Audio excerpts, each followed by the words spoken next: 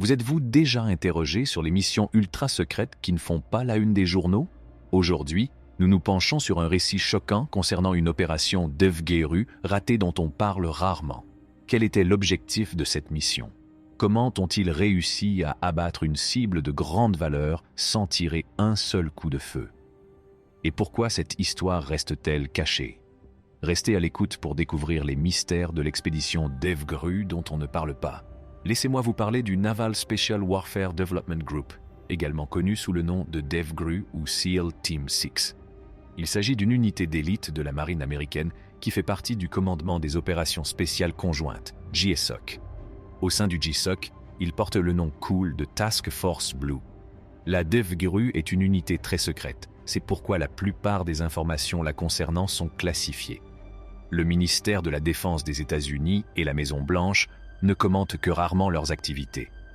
Mais malgré tous les changements de nom officiels, ils sont toujours largement connus sous le nom de SEAL Team 6. L'unité DevGru fait partie des unités de mission spéciales les plus importantes de l'armée américaine. Ils sont chargés des missions les plus complexes, les plus secrètes et les plus dangereuses.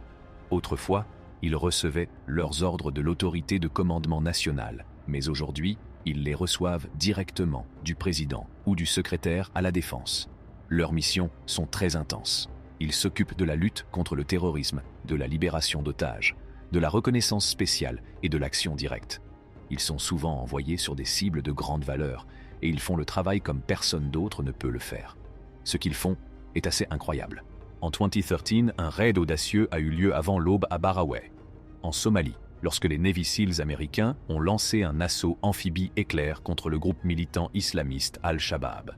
Leur objectif était de capturer Abdul Qadir Mohamed Abdul Qadir, un haut commandant d'Al-Shabaab lié à divers complots terroristes, dans une maison discrète de 2 étages située en bord de mer. La maison, située à environ 200 mètres de la mer, à l'est de la ville, était connue pour être utilisée par des extrémistes étrangers qui avaient rejoint Al-Shabaab. L'opération a commencé par des coups de feu sporadiques qui ont réveillé les habitants vers 2 heures du matin. Madame Sheikh, mère de jeunes enfants, a été prise par surprise. La ville était rarement le théâtre de tirs aussi matinaux, sauf lorsqu'Al-Shabaab menait des exercices d'entraînement. Alors que l'assaut se déroulait, Madame Sheikh et les autres habitants n'avaient pas conscience de l'avancée furtive de l'équipe 6 des Navy Seals, celle-là même qui avait tué Oussama Ben Laden au Pakistan. Les Seals se sont approchés de la côte somalienne à bord d'une vedette rapide avant les premières lueurs du jour, accompagnés de 3 petites embarcations en renfort dans l'océan Indien. La mission ne s'est toutefois pas déroulée comme prévu. Moins d'1 heure après le début de l'assaut, les Navy Seals américains ont été contraints de battre en retraite et la mission visant à capturer Abdul Qadir a échoué. Malgré ce revers, le raid a fourni des informations précieuses sur les activités d'Al-Shabaab dans la région, mettant en lumière la présence d'extrémistes étrangers et leurs opérations à Baraway. Peu après, un échange de coups de feu a eu lieu entre les combattants d'Al-Shabaab qui se trouvaient dans la maison ciblée et les forces américaines. L'effet de surprise a été perdu lorsqu'un combattant isolé d'Al-Shabaab a repéré les SEALs et a ouvert le feu, entraînant un échange chaotique de coups de feu et de grenades qui a résonné dans toute la ville. Malgré l'échec de la capture d'Abdul Qadir, le raid a permis de faire la lumière sur les activités d'Al-Shabaab dans la région et a fourni des informations précieuses pour les opérations futures. Après les échanges de tirs intenses avec les militants d'Al-Shabaab, les commandos ont regagné leur bateau, soulagés de n'avoir subi aucune perte. Le calme s'est enfin installé dans la ville. Fadoum Sheikh, qui avait été réveillé par les tirs, a décrit comment l'appel à la prière à 3 heures du matin a marqué la fin de la fusillade. Une fois qu'elle s'est sentie suffisamment en sécurité pour s'aventurer à l'extérieur, elle a vu des combattants d'Al-Shabaab et des habitants rassemblés autour de la maison qui avait été attaquée. Les combattants d'Al-Shabaab semblèrent sombres et peu enclins à interagir avec la population. Certains d'entre eux portèrent des masques, dissimulant leur visage. Sheikh a été témoin des conséquences du raid, avec un homme mort que l'on préparait pour l'enterrement. Cet homme a été identifié comme le garde du corps d'Abdul Qadir par une source de la ville. Selon le ministre somalien de la Défense, Abdi Hakim Haji Mohamed Fiki, 2 hauts commandants d'Al-Shabaab, l'un étranger et l'autre d'origine somalienne et suédoise, ont été tués lors de l'attaque, bien que la cible principale, Abdul Qadir, soit restée insaisissable. La présence d'autres combattants et sympathisants d'Al-Shabaab s'est intensifiée autour de la maison dans la matinée. Ils ont proféré des menaces, jurant de tuer toute personne coopérant avec les non-croyants. Sur la plage, les habitants ont examiné les objets laissés par les forces américaines, notamment une veste pare-balles militaire grise et des bottes militaires soupçonnées d'appartenir aux commandos américains.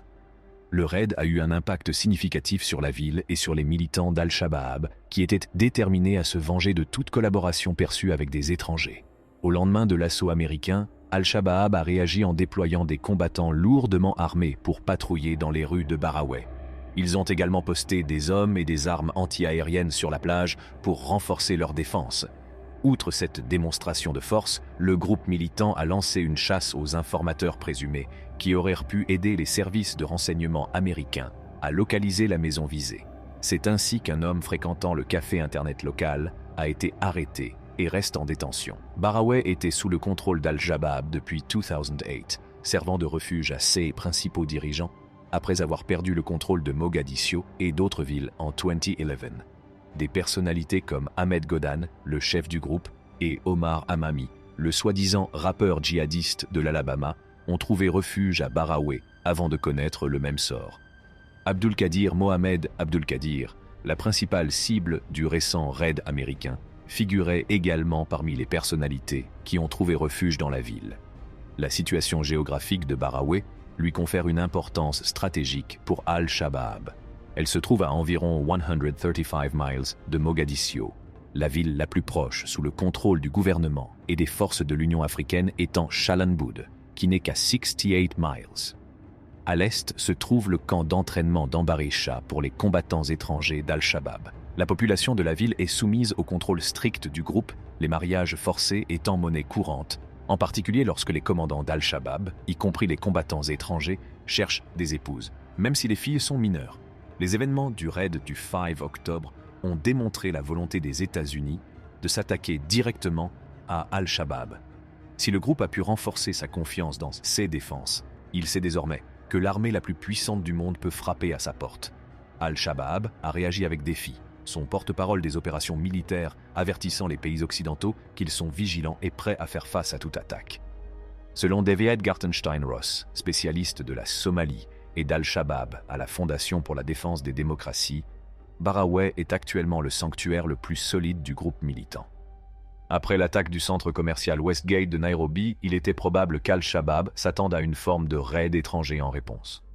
À la suite du récent assaut américain, le groupe devrait se concentrer sur le renforcement de la sécurité interne et de son emprise sur Baraway, plutôt que sur le lancement d'une nouvelle attaque terroriste. M. Gartenstein-Ross note que le raid a rendu Al-Shabaab nerveux, ce qui a conduit à la mise en place de couvre-feu à Baraway. Il pense également que le groupe utilisera la répulsion de l'attaque par les Navy SEALs comme un élément de propagande pour améliorer son image auprès de SA partisans. Spécial contre Al-Shabaab se profilait à l'horizon. L'armée américaine, en partenariat avec le gouvernement somalien, continuera à faire face à la menace posée par Al-Shabaab. Madame Little a affirmé que l'armée américaine possède des capacités inégalées et qu'elle les utilisera pour désorganiser les réseaux terroristes et déjouer leurs complots. Merci d'avoir regardé ce reportage. Si vous avez trouvé cette histoire aussi fascinante que nous, n'oubliez pas d'aimer cette vidéo et de la partager avec vos amis. Et si vous voulez plus de contenu exclusif comme celui-ci, n'oubliez pas de vous abonner à notre chaîne et d'appuyer sur la cloche de notification afin de ne jamais manquer une nouvelle vidéo.